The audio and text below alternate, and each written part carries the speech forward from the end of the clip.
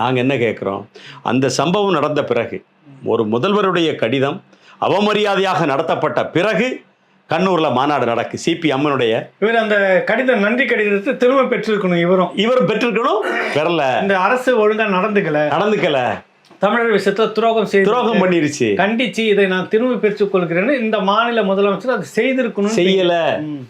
கடிதம் இன்னமும் திரிசங்கு சொர்க்கம் போல அந்தரத்திலே தொங்கிக் கொண்டிருக்கிறது. அதற்கு நன்றி கடிதம் 5 மாதம் கூட ஆகல.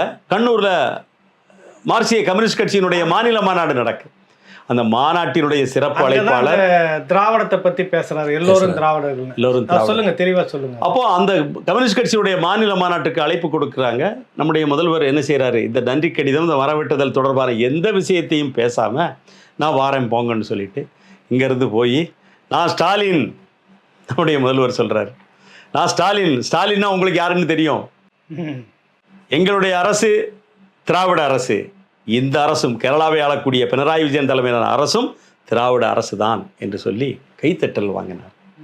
ஆனால் அந்த ஆணையை நம்பி இருக்கக்கூடிய 5 லட்சம் விவசாயிகள் கரிமூட்டம் போட்டு வாழ்ந்துட்டு இருக்கான்.